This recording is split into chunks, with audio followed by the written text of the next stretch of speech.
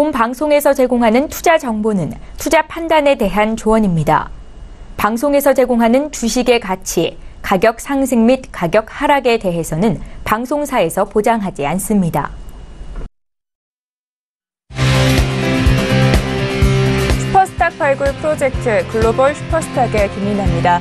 최근 해외 투자에 대한 관심이 날로 증가하고 있습니다. 그래서 저희 프로그램 글로벌 슈퍼스탁은 해외 선물부터 중국 주식, 암호화폐까지 전 세계를 대상으로 유망 투자 종목을 발굴하고 시시각각으로 변하고 있는 전 세계 이슈들을 진단해 저희 시청자분들께 올바른 정보를 드리고자 합니다. 1시간 동안 함께 하시면서 해외 이슈 진단 그리고 매매 전략까지 한눈에 받아가시기 바랍니다. 본 방송은 참고로 저희 서울경제 홈페이지와 또 톡스타 홈페이지를 통해서 참여하실 수 있습니다. cntv.co.kr, 톡스타.co.kr을 통해서 또 참여하시기 바랍니다. 참고로 본 방송에서 제공하고 있는 정보는 투자 판단에 대한 조언일 뿐 주식의 가치나 수익률을 보장하고 있지 않습니다. 저희 서울경제TV는 자본시장법을 준수하여 1:1 투자상담, 유사수신행위, 무인가 영업행위, 불법 대여계좌 홍보 및 가입 권유 등 모든 불법 사항들 엄중하게 금지하고 있습니다. 네, 최근 국내 증시에서는요, 수출주를 중심으로 해서 외인들의 매도세가 이어지고 있는 가운데 지금 외인의 수급이 굉장히 관심이 기울어져 있는 상황입니다. 현재 어떻게 흘러가고 있는지 저희 국내 증시부터 확인하고 갈게요. 네, 우선 코스피 지수입니다. 0.66% 오르면서 2,423선을 유지하고 있습니다. 매매 동향 한번 살펴보시면 기관만 나홀로 500억 원 정도 매수세에 들어오고 있습니다. 네, 코스닥 지수도 살펴볼게요. 1포인트 넘게 오르고 있는데요. 네, 871선까지 올라온 부분이 확인이 됐고요. 매매 동향 살펴보시면 기관과 외근이 동반 매수세로 들어오고 있습니다. 네, 이렇게 해서 저희 국내 증시 간단하게 살펴봤습니다. 본격적으로 글로벌 슈퍼스탁 문을 활짝 열도록 하겠습니다. 첫 번째 시간에는요, 저희 글로벌 이슈들을 짚어보는 시간이죠. 글로벌 이슈 앤 가이드 시간인데요. 목요일장에 처음으로 저희 우리 글로벌 슈퍼스탁과 함께 해주실 멘토님이 기다리고 계십니다. 김동우 대표님이신데요. 만나볼게요. 안녕하세요. 네, 안녕하세요. 네, 반갑습니다. 오늘 처음으로 이렇게 글로벌 슈퍼스탁과 맡게 되셨는데요. 우선 네네. 시청자분들께 인사 한마디 부탁드릴게요. 네, 안녕하세요. D&W 홀딩스의 김동호 대표입니다. 이렇게 만나 뵙게 돼서 정말 반갑고요. 지금 여러 프로그램에 지금 출연하는데 이 프로그램은 오늘 처음인데요. 앞으로 팩트에 있는 정보와 그리고 정확한 시황과 그리고 여러분들의 전략을 제시해서 여러분들한테 좀 큰 도움이 될 수 있는 그런 전문가로서 여러분들에게 다가가겠습니다. 일단 만나서 반갑습니다. 네, 알겠습니다. 우리 김동우 대표님과 앞으로의 나날이 또 기대가 됩니다. 자, 바로 이어서 저희 스탁 한번 알아보도록 하겠습니다. 바로 이어서 해외 이슈도 화면으로 짚어볼게요. 네, 우선 나스닥 지수입니다. 0.1% 오르면서 6,589선으로 흘러가고 있습니다. 네, S&P 500 지수는 현재 보합세인데요. 2,647선을 유지하고 있는 부분 확인이 됐습니다. 네, 달러 인덱스는 역시나 보합권 유지하고 있죠. 0.06% 내리면서 90선 유지하고 있는 부분 확인이 됐고요. 바로 이어서 골드 볼게요. 0.41% 내리면서 1,344달러로 거래 중입니다.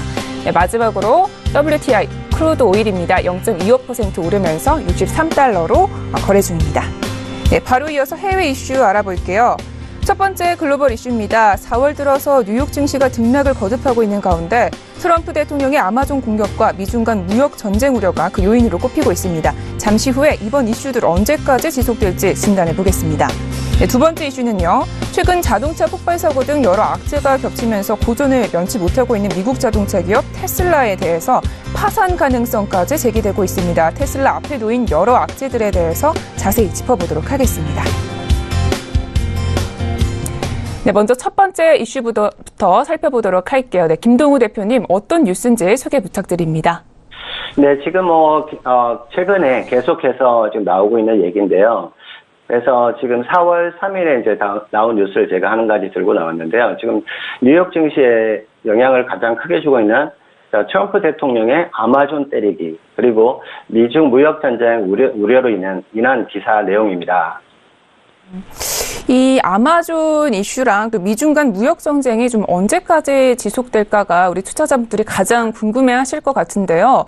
우리 김동우 대표님은 어떻게 보고 계신지 그리고 향후 시장에 대해서도 좀 짚어주시면 감사하겠습니다.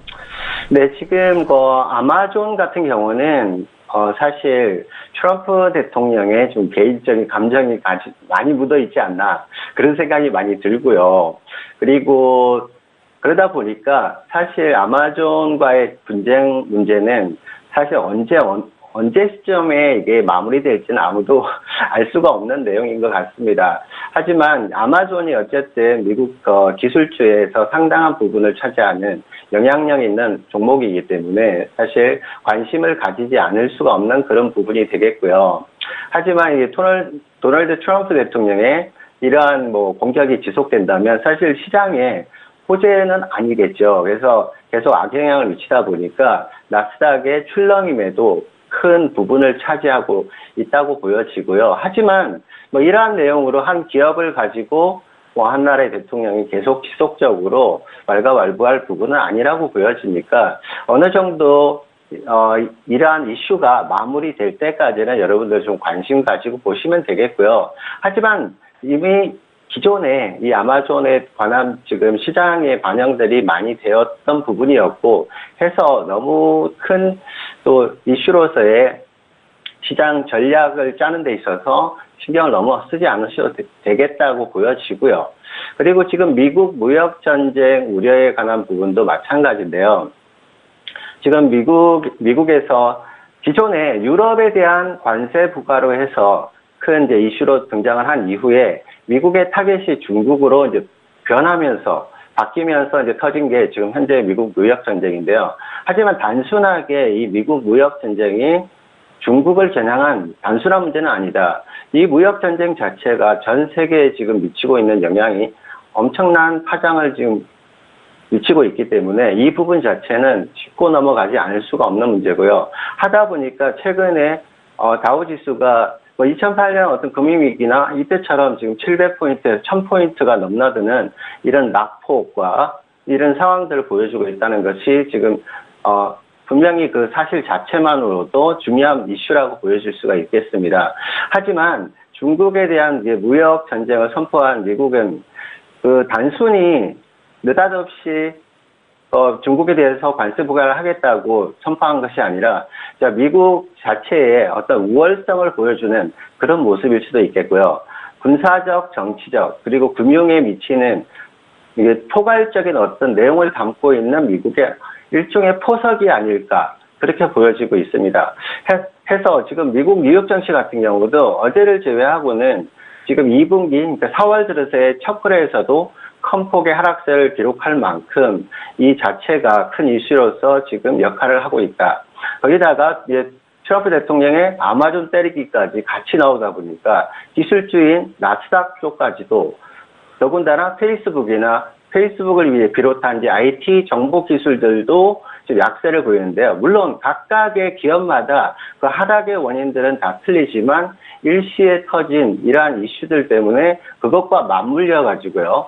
지금 나스닥 같은 경우도 등락폭이 굉장히 심한 그런 상태가 된 것이고요. 더군다나 또 다시 이슈를 중국의 보복 정치로 본다면 중국에서는 조금 더 우리는 무역 전쟁을 할 의사가 전혀 없다. 다만 미국에서 지속적으로 이러한 미국 전쟁을 선포한다면 거기에 대한 맞대응을 하겠다 해서 지금 맞불 작전도 지금 펼치고는 있지만 조금은 보수적인 입장으로 좀 무마해서 되도록이면 좀 정상적인 어떤 다시 과거에 지금 그런 관계로 돌아가자는 그런 의도가 많이 비춰지고 있고 또 오늘 아침에 나온 뉴스에서도 봐도요. 그런 협상의 타결 의지는 충분히 있는 것으로 그렇게 보여지고 있습니다. 네, 알겠습니다. 이렇게 해서 김동우 대표님의 뉴욕 증시 현황을 조금 짚어봤습니다. 계속해서 다음 이슈 살펴보도록 하겠습니다. 네, 테슬라와 관련된 이슈네요. 네네. 어떤 이슈인가요? 네, 지금 테슬라 기업에 대한 이슈는 며칠 전부터 계속 지속적으로 나왔는데요. 테슬라의 지금 이제 그런 재정 부분이나 이런 파산에 관한 그런 내용입니다. 그렇다면 이 테슬라가 향후에 좀 파산 가능성이 있는지, 향후에 주가는 어떻게 될지가 가장 궁금한데요. 어떻게 보고 계시나요? 지금 테슬라 같은 경우는 사실 기존에 이제 전 세계적인 이제 뭐 전기 자동차 그런 업종에서 우리나라도 지금 전기 자동차 업종이 상당히 지금 곽감을 받고 있고 향후에 지금 최소 뭐 3년에서 5년 안에 전기 자동차의 점유율이 어느 정도 지금 기존 자동차를 능가하는 그런 이제 예상도 하고 있었던 그런 시점이다 보니까 원활해서 충격이 큰데요. 하지만 그 테슬라의 그 재정적인 부분, 회계적인 부분은 이번에 부각이 된 사실인 것 같고요. 해서 테슬라 단순한 전기 자동차의 파산 문제뿐만 아니라 또 무인 자동차 사고까지 같이 터지다 보니까 그런 부분에서 큰 이슈가 되고 있는 부분이고요. 하지만 이제 테슬라의 이런 재정적인 부분이 계속해서 불거져 나온다면 그리고 극악의 경우에 정말 파산이 된다면 미국 증시를 비롯해서 전 세계 증시에도 큰 파동을 몰고 오지 않을까 그렇게 보여지고요. 그리고 우선적으로 테슬라의 가장 큰 문제점은 이제 첫 번째 보급형 차종의 모델 3 양산이 지연이 되면서 심각한 어떤 현금 부족 현상을 겪게 되었고요. 그리고 최근에 SUV 모델 X까지 폭발 사고가 나면서 거기에 이제 엎친 데 덮친 그런 상황이 됐고요. 이에 이제 주가 자체가 지난 한 달 동안 22%에 달하는 하락이 나왔습니다. 또한 회사채 자체도 불량 채권으로 지금 전락했다는 것이죠.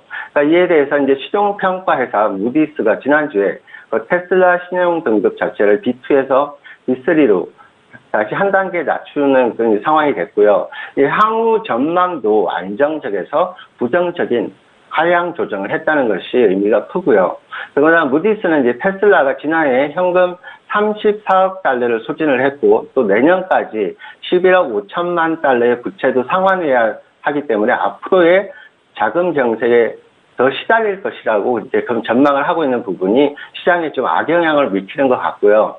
만약에 또 지금 테슬라의 이제 파산 가능성을 이제 보자면 사실 투자 회사 엑시피터 캐피탈의 이제 소식을 보자면 CNBC에서 테슬라가 이번 위기를 극복하기 위해서는 새 주식을 발행을 해야 되는데 과연 이 주식을 살 투자자가 있을지 의문이라는 그런 발언까지 하다 보니까 특히 거기다가 회계 책임자가 회사를 떠난 것 자체가 불길한 징조라고 말할 만큼 심각한 상황이고요. 만약 파산 자체가 확정이 된다면 세계 경제나 주식시장에 큰 충격을 가져오지 않을까 그런 시각으로 저는 보고 있습니다.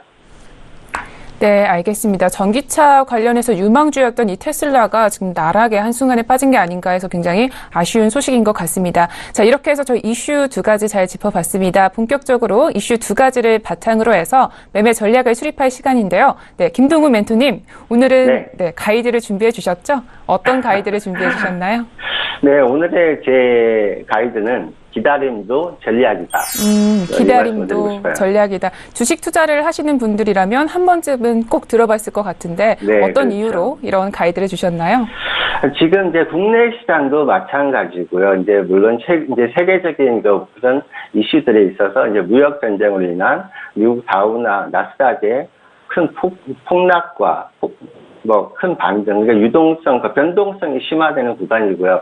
거기에 따르다 보니까 국내 시장 자체도 거의 2600선을 상회하는 후조를 보이다가 지금 보면 2400선을 넘나드는 더군다나 주식 개별 종목으로 봤을 때는 사실 좋지 않은 상황이다 보니까 주식 투자자분들에게도 지금 굉장히 어려운 시기가 아닌가 싶어서요. 하지만 이러한 문제가 지속될 수는 없다. 어느 정도의 안정이 되면 주식의 시장 자체도 제자리를 찾아갈 것이다.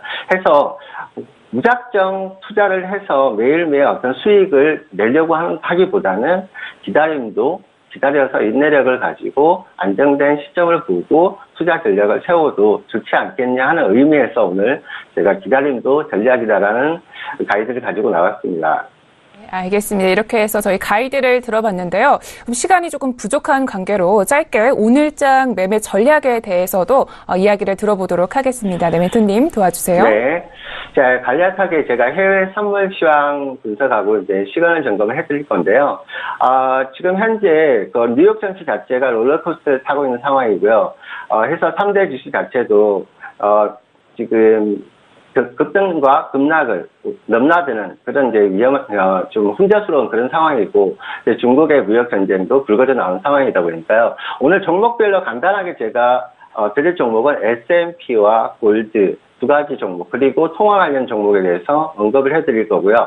지난 시장 그 다우지수 같은 경우도 지금 230포인트 상승 마감을 했지만 어제 저녁에 500포인트에 달하는 하락에서 급반등이 나온 700포인트를 넘나드는 출렁 있는 장세가 지속됐습니다. 그래서 S&P 같은 경우는요, S&P의 분봉을 제가 잠깐 살피면서 말씀을 드릴게요. 네, 일봉상 보면요, S&P 같은 경우, 자, 지난 4월 2일 날 급락의 장세를 이제 보인 이후에 어제와 그저께 다시 반등세를 보이는 모습이라서요, 지금 상방 정직으로 반등의 구간에 있다가 보여지고요. 그래서 어떤 이슈가 터지기 전까지는 눌림시, 특히 2680에서 2695까지의 상승 여력은 충분히 있겠다고 보여집니다. 그래서 눌림시 2630선 내외, 지금 이제 시간 기준으로 그렇습니다. 물론 시장 장세에 따라 그 진입 포인트는 좀 틀려질 수는 있겠지만 지금 하방보다는 상방 쪽에 눌림시 매수가 단기 고점 2680에서 2695선까지 가능하다는 말씀드리고 싶고요. 그리고 골드를 살펴보면요, 지금 골드 같은 경우는 사실 그 달러 인덱스가 크게 뭐 큰 폭으로 하락하지도 않은 반면에 지금 근간에 요 며칠 사이 다시 반등을 보이는 그런 모습을 보였고, 어제도 상방 쪽으로 해서 1352선까지. 자, 이 이유는 미국의 지수 선물이 급하락을 하면서 나온 시세다 보니까 저희 같은 경우 어제 이제 주간부터 해서 그동안에 지금 현재 안전자산으로 분류되고 있는 골드가 이렇게 많이 오를 이유는 없을 거라는 판단 아래 단기 고점 1253라인에서 저희는 매도 전략을 구사해서 어제 일부 이제 수익을 좀 낸 상태고요. 오늘 같은 경우도 지금 어제 저점을 뚫지 못하는 그런 상황이라면 반등 시 매도 전략이 더 유효해 보인다고 볼 수 있겠습니다. 네, 알겠습니다. 그리고 통화 관련 종목 간단히 나머지 짚어드리면요. 지금 달러 인덱스 자체가 굉장히 혼조 상태이기 때문에 달러 인덱스의 움직임을 보시고 천천히 보수적으로 접근해도 그게 가장 좋은 전략이 아닐까 그렇게 생각이 듭니다. 이상 해외 선물 시황이었습니다. 네, 알겠습니다. 여기까지 글로벌 이슈앤 가이드 들어보고요. 저희 김동훈 멘토님께서는 항상 목요일마다 함께해 주시는 거죠? 네. 목요일마다 찾아뵙도록 하겠습니다. 네, 고맙습니다. 오늘 말씀 모두 고맙고요. 혹시 오늘 첫 방송인데 좀 어떠셨어요? 너무 좋았어요. 네, 알겠습니다. 그리고 이제 네, 자주 고맙습니다. 뵙도록 하고요. 투자자 여러분들 지금 어려운 시기지만 모두 좋은 결과들 내시길 바라겠습니다. 네, 오늘 이제 잠시 후에 11시부터 오늘만 특별히 지금 김동훈 멘토님께서 온라인 무료 특별 방송을 하신다고 하셨잖아요. 네네. 지금 서울경제TV, 센TV 플러스에서 제가 이제 리딩 방송을 오늘까지, 사실 어제와 그저께 이틀간이었는데요. 네. 오늘 또 이 방송 처음 출연하는 이제 그런 면도 있고요. 또 회원분들 요청도 있어서 오늘까지 공개 방송 지금 진행하고 있습니다. 지금 바로 입장하셔도 제 방송 함께 할 수 있겠습니다. 네, 알겠습니다. 서울경제TV 홈페이지 들어오시면 바로 시청 가능하시니까요. 많은 참여 부탁드립니다. 오늘 말씀 모두 고맙습니다. 네, 감사합니다. 네, 글로벌 이슈앤 가이드 정리하고 차이나 이슈앤 가이드로 돌아오겠습니다.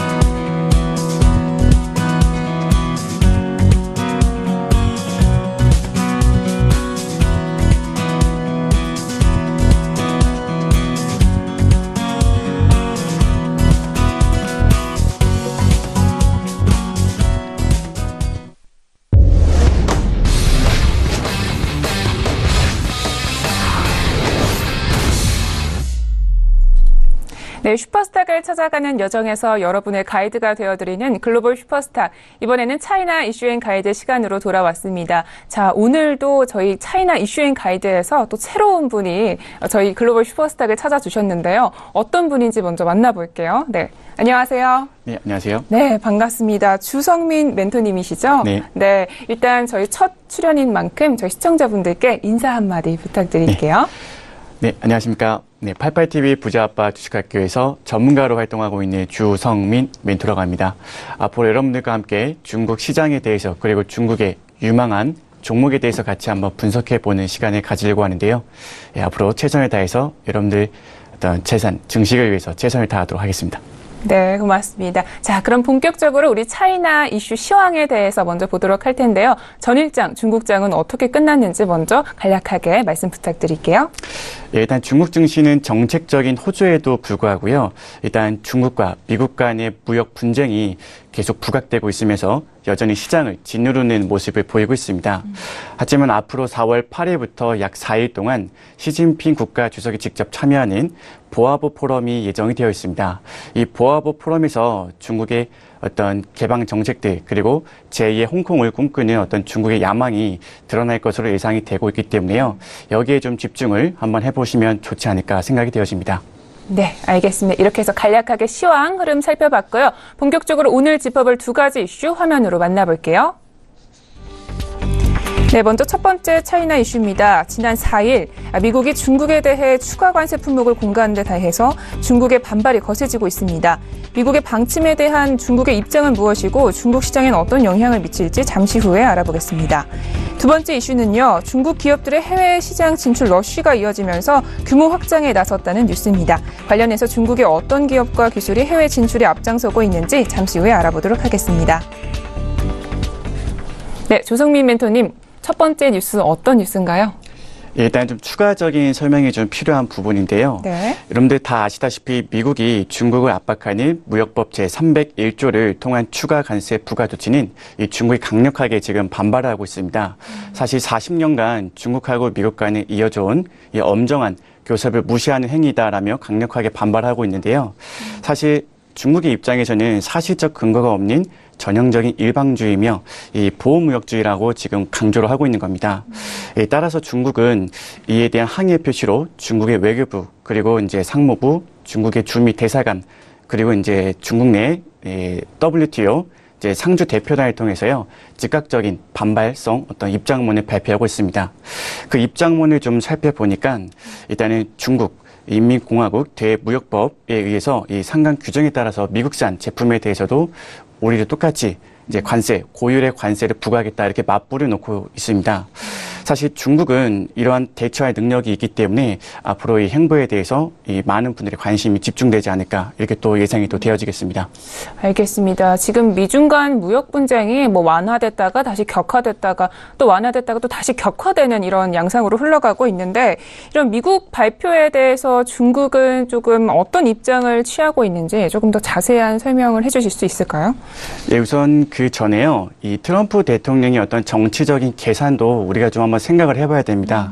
이 금년 11월 달에 미국 내 트럼프 대통령의 어떤 정치 행보를 알 수 있는 중간 선거가 예정이 되어 있습니다. 이 트럼프 대통령이 지난 대선에서 힐러리 후보와 이 격전을 벌일 당시 표밭을 투표권을 가장 많이 확보했던 곳이 이 지금의 어떤 그 중국이 미국을 향해서 이제 겨누고 있는 대두 관세와 그다음에 이제 철강, 자동차 이런 쪽이거든요. 근데 이쪽에서 이제 중국이 강력하게 무기를 내두고 있기 때문에 너의 이제 트럼프의 어떤 그 야망을 중국도 이제 알기 때문에 물러서지 않겠다. 뭐 이런 모습을 강경한 조치를 지금 취하고 있는 것입니다.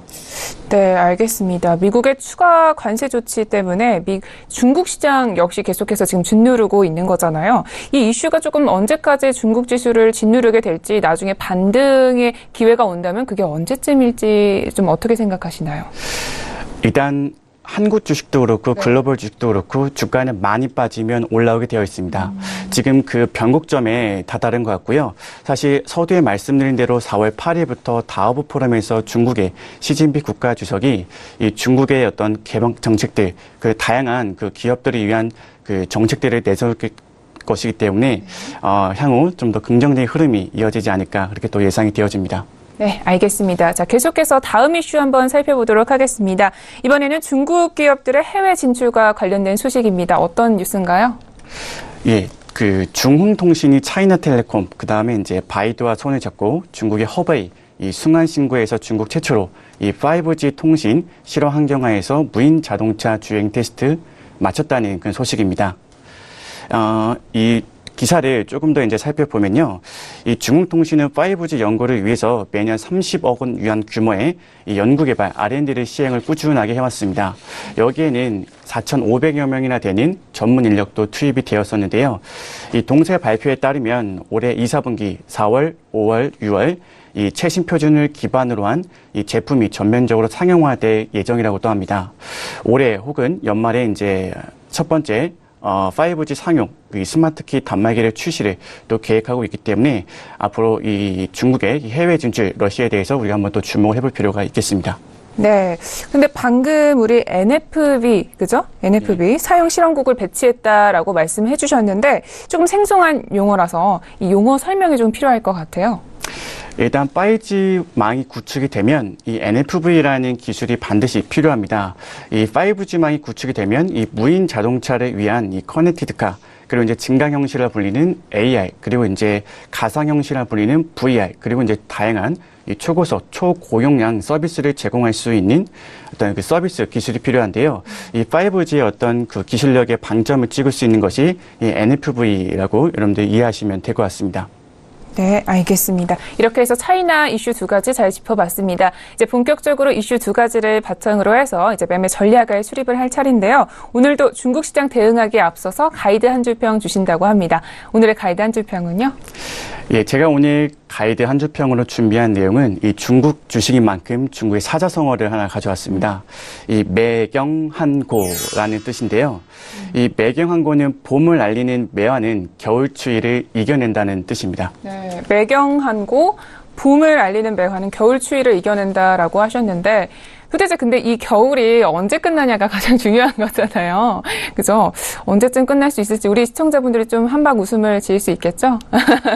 근데 사실 이런 변동성이 있기 때문에 저희 같은 개인 투자자들이 이 시장에서 먹을 수 있는 수익 갭이 사실 발생되기 때문에 저는 이런 변동성을 사랑하고 또 좋아합니다.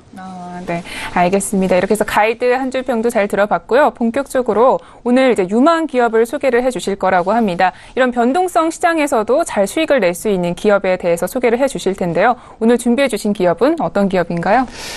예, 제가 오늘 준비한 기업은 신대륙 컴퓨터입니다. 이 코드 번호는 06000번에 이제 997번이고요. 이 단말기와 하드웨어 설비와 관련된 종목입니다. 사실 2017년도에 알리페이 그리고 위챗 같은 결제 모바일 시스템이 이 폭발적인 성장을 다 이뤄냈습니다.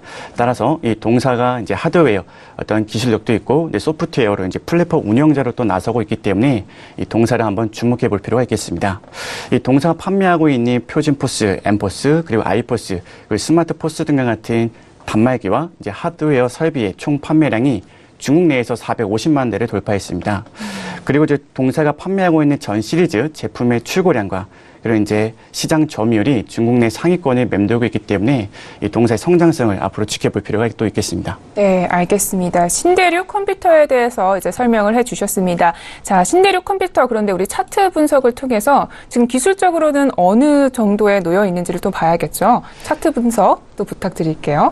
네. 예, 우선은 월봉 차트를 한번 보겠습니다. 로그로 개선하고요. 월봉 차트를 한번 보시게 되면요, 일단 신규 상장 종목들을 한번 신규 상장 프리미엄 버블을 꺼트리는 조정이 한 번씩 와야 되는데요. 이 동사 같은 경우는 08년 리먼 사태 핑계로 한번 신규 상장 프리미엄 버블이 꺼트리는 조정이 한번 왔습니다. 그러고 나서 계속해서 매물대를 차례대로 돌파해내면서 지금 한번 지금서부터는 이 조정을 잘 받아놨기 때문에 이런 변동성이 한번 저가 매수 기회로 삼으면 좋을 것 같습니다. 네, 알겠습니다. 혹시 방금 우리 이슈를 짚어볼 때 5G 관련해서 이야기를 했잖아요. 이 신대륙 컴퓨터 같은 경우도 5G 관련해서 좀 R&D를 진행하고 있는 부분이 있을까요? 일단은 동사 같은 경우에는 하드웨어 쪽으로 이제 중점된 어떤 연구 개발을 진행했는데요. 앞으로 이제 플랫폼 운영자로 또 이제 나설 가능성이 있기 때문에 이 5G 기술망이 중국 내에서 실현이 되면 이 동사 또한 충분한 수혜를 받을 것으로 예상이 되고 있습니다. 네, 알겠습니다. 자, 그런데 이 신대륙 컴퓨터라고 해서 사실 우리나라 말로 이제 컴퓨터지만 사실 중국어로는 컴퓨터를 뭐라고 부르나? 이 신대륙 컴퓨터는 우리나라 기업의 말이지 중국으로 말을 하면은 중국어로는 이제 네. 다른 용어가 있는데 네. 제가 이제 거기까지는 캐치를 못해왔고요. 이제 네네. 한국어로 읽을 때는 이제 신대륙 컴퓨터 이렇게 이제 읽게 됩니다. 네, 알겠습니다. 이렇게 해서 신대륙 컴퓨터에 대해서도 잘 짚어봤습니다. 오늘 첫 시간이었는데 좀 어떠셨어요? 일단 긴장도 많이 되고요. 그리고 네. 또 반대로 또 재미도 있고 반반입니다. 네, 앞으로 저희 그럼 목요일마다 차이나 이슈인 가이드를 함께 해주시는 거죠? 예, 그렇게 하도록 하겠습니다. 네, 오늘 비도 왔는데 여기까지 오신다고 너무 고생 많으셨습니다. 네, 오늘 말씀 모두 고맙습니다. 네, 감사합니다. 네, 차이나 이슈인 가이드 정리하고 저희는 코인 이슈인 가이드로 돌아올게요.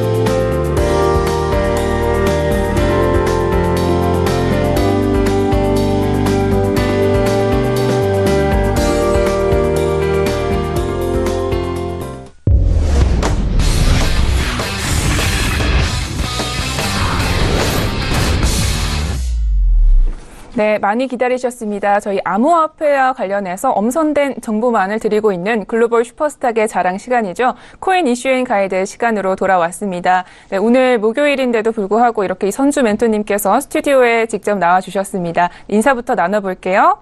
안녕하세요. 네, 안녕하세요. 네, 반갑습니다. 목요일에 굉장히 피곤하실 텐데 이렇게까지 와주셔서 너무 고맙습니다. 네, 아주 즐거운 마음으로 왔습니다. 네. 알겠습니다. 자, 본격적으로 저희 이슈 짚어보기에 앞서서 시세부터 확인하고 가도록 하겠습니다. 네, 선주 멘토님 도와주세요. 네, 자, 오늘 전반적으로 좀 하락장의 모습을 보이고 있습니다. 자, 비트코인 800만 원 이상 올랐다가 지금은 다시 떨어지는 모습 보였는데요.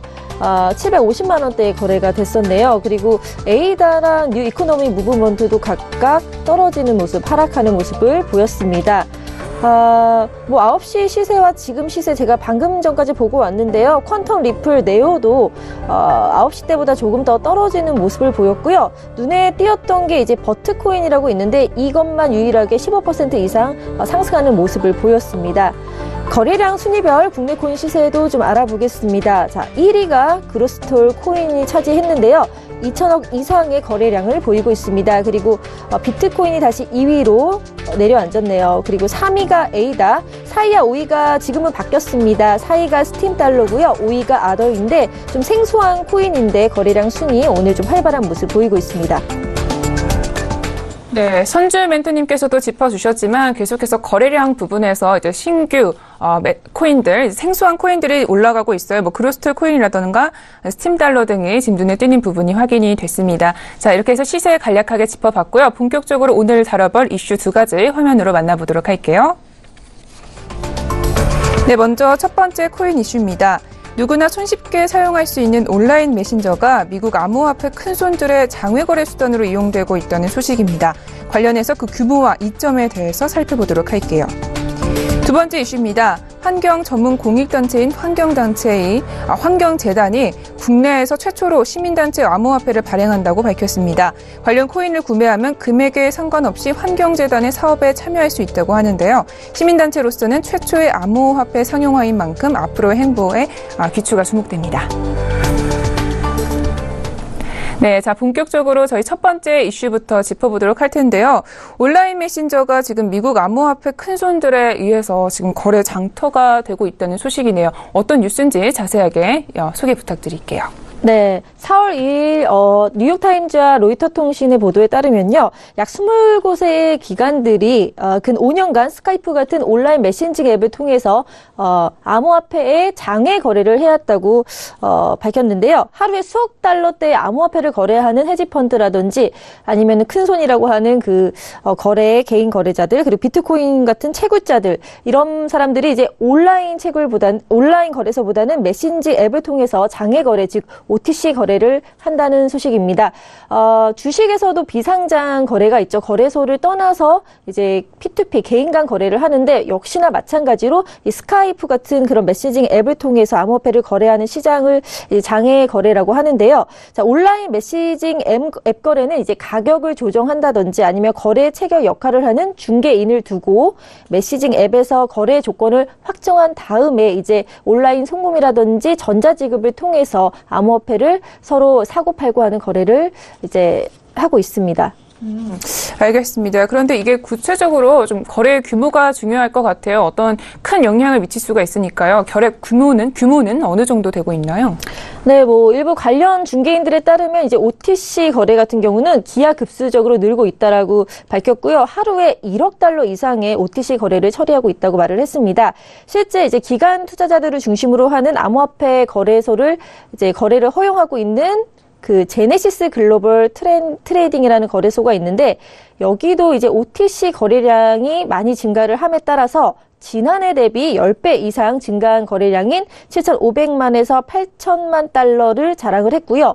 또 최근 미국의 암호화폐 거래소를 인수한 골드만삭스의 핀테크 스타트업 서클도 지난 1년간 매월 40억 달러 가량의 OTC 거래를 처리하고 있습니다. 근데 이 장외 거래가 우리 개인 투자자한테는 조금 악영향을 미칠 수도 있다라고 보고 있는데 이렇게 장외 거래를 하게 되면 어떤 점이 좀 좋은 건가요? 네, 현재까지는 좀 긍정적으로 보고 있습니다. OTC 거래 걷잡을 수 없는 일단 암호화폐 가격 변동성이라든지 거래소 해킹 사례가 이제 빈번하게 발생하고 있는데 이런 것들에 있어서 좀 더 적합한 환경을 투자자들에게 제공할 수 있다라는 그런 의견들이 있는데요.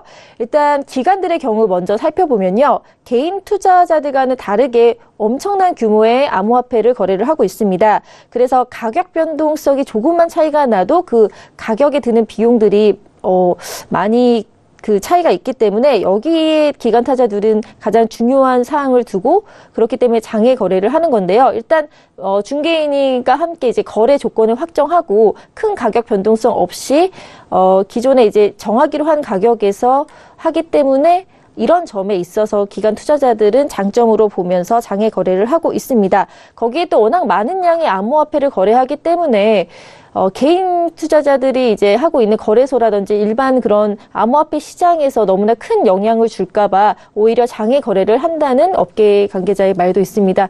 이렇게 이런 걸 봤을 때는 기관 투자자들한테는 장점으로 작용하지 않을까라는 생각이 들고요. 아직 또 장점이 이제 장외 거래 같은 경우는 세금을 내지 않습니다. 그래서 신고 대상이 아니면 회계 감사를 받지 않기 때문에 이런 점도 엄청난 규모를 거래하는 기관 투자자들에게 헤지펀드 관계자들에게는 좋은 이점으로 작용하지 않을까라는 생각이 듭니다. 개인 같은 경우는요. 암호화폐 이제 거래소 해킹 때문에 코인을 은닉하는 행위를 좀 경계를 하고 또 간편한 거래를 선호하는 개인 투자자들에게 좀 더 유리한 환경으로 다가오지 않았나라는 또 정리를 해볼 수가 있습니다. 네, 알겠습니다. 이 주식 거래할 때도 조금 비슷한 양상인 거잖아요. 그렇죠. 네, 근데 사실 우리 개인 투자자분들 같은 경우에는 이런 장외 거래를 조금 선호하지 않은 부분도 있는데 왜냐하면은 이 가격이 나중에 어떻게 변동할지 모르니까. 근데 혹시 이 암호화폐 시장에서도 장외 거래가 조금 단점으로 작용을 한다면 어떤 부분이 있을까요? 일단은 지금 말씀하신 것처럼 비슷한 맥락인데요.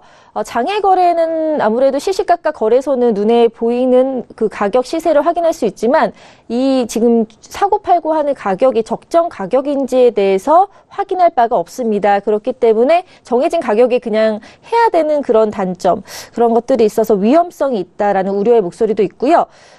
그리고 뭐 자금 세탁 등 불법적인 행위를 방지하기 위해서 고용하는 중개인을 무조건 좀 믿어야 하는, 왜냐하면 중개인에 대한 어떤 법적 테두리가 없기 때문에 그냥 신용으로 약간 가야 하는 그런 좀 단점이 있을 수가 있겠습니다. 중국 같은 경우도 이제 암호화폐 거래소를 중단을 했는데요. 그래서 이제 이런 스카이프 같은 메시징 앱을 통해서 좀 거래를 하다가 지금은 위챗이 대표적인 중국의 그런 메신징 앱인데 좀 거래를 중단한 입장을 밝혔습니다. 그래서 암호화폐 거래를 금지하고 있습니다. 이런 여러 가지 뭐 단점도 있고 장점도 있겠지만 어쨌거나 대규모 거래 투자자들한테는 암호화폐 장외 OTC 시장은 매력적으로 보일 수밖에 없을 것 같습니다. 네, 알겠습니다. 이렇게 해서 이슈 잘 짚어봤습니다. 자, 본격적으로 우리 암호화폐 시장에 잘 대응하기 위해서 가이드를 주실 텐데요. 오늘은 어떤 가이드를 준비해 주셨나요? 네, 오늘은 좀 귀엽게 해야 될 것 같아요. 자, 암호화폐는 우리하기 나름이에요.입니다. 암호화폐는 우리하기 나름이에요. 근데 뭐 암호화폐뿐만이 아니라 뭐 연애도 그렇고 뭐 인간관계도 그렇고 그렇죠. 다 우리하기 나름이잖아요. 잘하고 계시나요? 네. 저는 뭐 저하기 나름대로 네. 잘하고 맞습니다. 계시죠? 그럼요. 뭐 CF에서 이제 유명해졌죠. 남자는 여자하기 나름이에요. 이것처럼 암호화폐도 우리하기 나름이다. 뭐 어제 제가 이슈로 말씀드렸던 노홍구라든지 아니면 김포시의 그 관련돼서 이제 지역화폐 활성화를 위해서 암호화폐가 함께 도입이 됐다라는 말씀을 또 드렸고, 또 두 번째 이슈에서 이제 환경재단에서 NGO 관련된 암호화폐가 또 나온다고 말씀을 드렸잖아요. 이런 것처럼 사회적인 긍정적 순기능을 위해서 암호화폐가 또 움직이고 있습니다. 물론 투기성의 그런 우려도 있지만 이렇게 블록체인의 기술을 이용해서 여러 가지 사업 전반에 거쳐서 국가 전반에 거쳐서 잘 이용을 한다면 암호화폐의 미래는 밝지 않을까라는 데 초점을 맞추고, 자, 암호화폐 우리하기 나름이요라는 가이드평을 한번 정리해봤습니다. 네, 우리 시청자분들은 우리하기 나름이에요라고 가이드를 주셨지만 우리 선주 멘토님을 따라서 또 암호화폐 시장에 잘 대응하셨으면 좋겠습니다. 자, 아는 것이 힘이다라는 말도 있듯이 저희 암호화폐 거래소에서 또 안정적으로 투자를 하기 위해서는 배워야 하시는데요. 네, 오늘도 이선주 멘토님이 또 강의를 또 준비해 주셨다고 합니다. 오늘은 어떤 강의를 준비해 주셨나요? 네, 오늘은 좀 용어 정리를 해봤습니다. 일단 뭐 관심 있으신 분들은 뭐 채굴 하면은 처음에 모르셨던 분들은 채굴 어디서 땅에서 뭘 캐나라고 생각하셨을 수도 있을 것 같아요. 근데 요즘은 워낙 또 많은 기사를 접해서 좀 확인이 되셨을 텐데요. 그래도 정확한 용어 정리를 위해서 제가 오늘 채굴이란 무엇인가에 대해서 정리했고 그 또 종류에 대해서도 좀 설명을 드릴까 합니다. 네. 먼저 채굴에 대해서 좀 말씀을 드리면요. 자, 암호화폐도 거래장부 내역이라는 게 있겠죠. 물론 눈에 보이는 종이장부는 아니겠지만 블록체인에 저장된 그런 거래 내역들을 정리를 하고 기록을 해주고 그에 대한 보상으로 암호화폐를 받는 것을 바로 채굴이라고 하는데요. 앞서 블록체인 기술에 대해서 설명했듯이 그 중앙통제기관으로 통해서 거래가 이루어지는 게 아니라 각각 개인 간 당사자 간의 거래이기 때문에 이거를 확인해주는 누군가가 필요한데 그것을 바로 제3자인 채굴자에 의해서 정리를 하고 거래가 유효한지 처리를 하는 것입니다. 이렇게 또 그냥 사람들이 움직이진 않잖아요. 보상이 있어야 되기 때문에 채굴자들의 그런 참여를 독려하기 위해서 저희가 이제 암호화폐를 그런 것들에 좀 참여를 한 사람들을 통해서 대가로 코인을 드리는 거. 이게 바로 채굴이고 마이닝이라고 하는데 우리말로는 채굴이라고 이제 표현을 하고 있죠.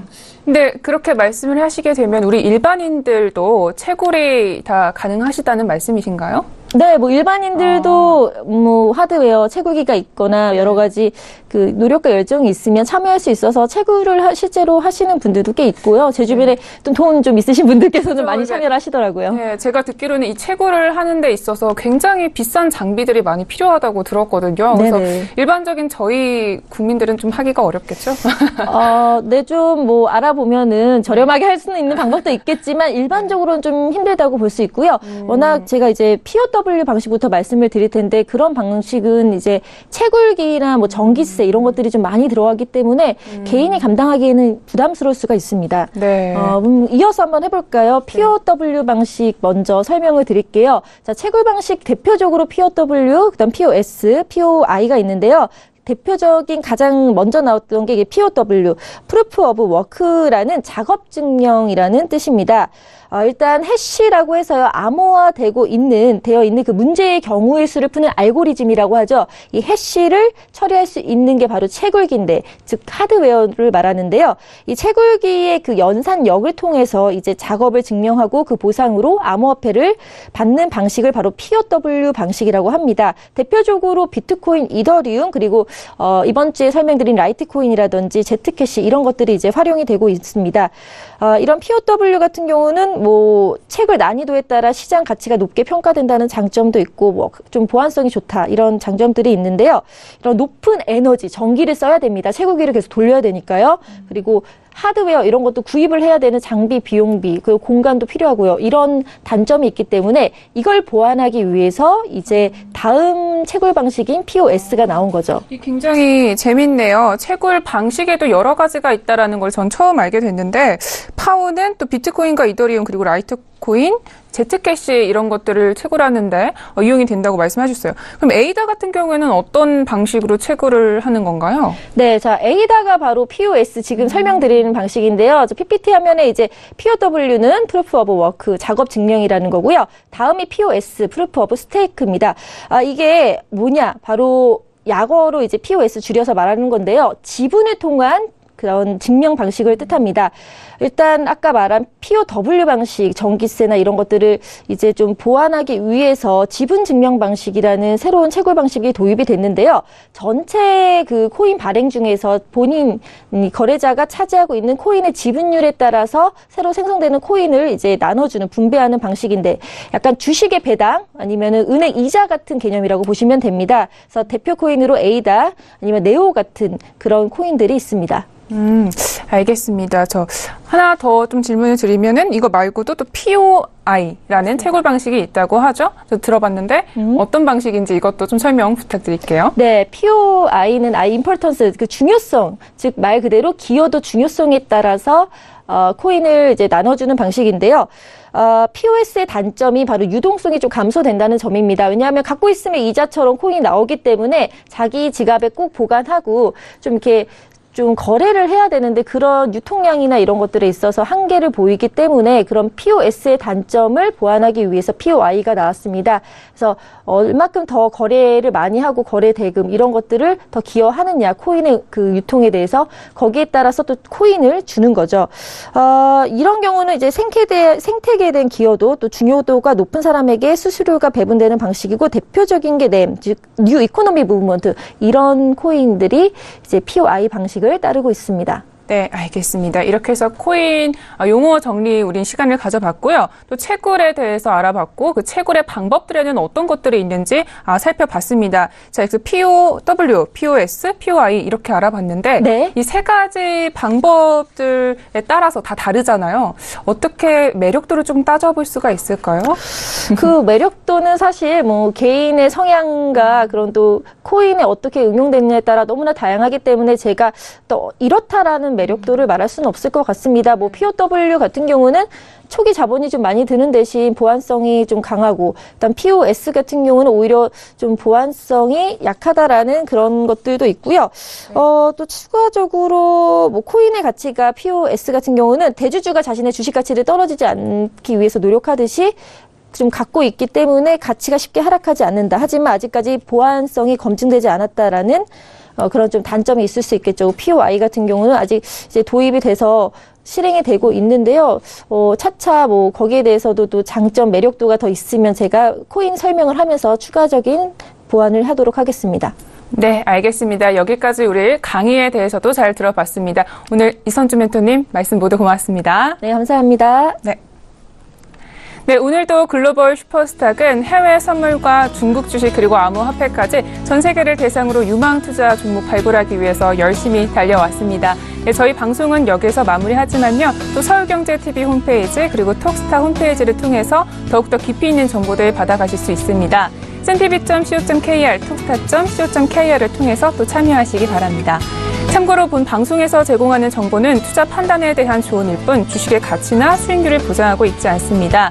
저희 서울경제TV는 자본시장법을 준수하여 1:1 투자 상담, 유사수신 행위, 무인가 영업행위, 불법 대여계좌 홍보 및 가입 권유 등 모든 불법 사항들 엄중하게 금지하고 있습니다.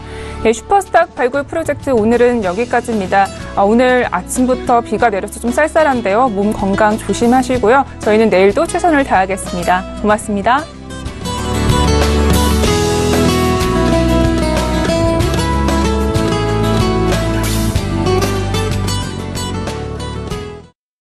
본 방송에서 제공하는 투자 정보는 투자 판단에 대한 조언입니다. 방송에서 제공하는 주식의 가치, 가격 상승 및 가격 하락에 대해서는 방송사에서 보장하지 않습니다.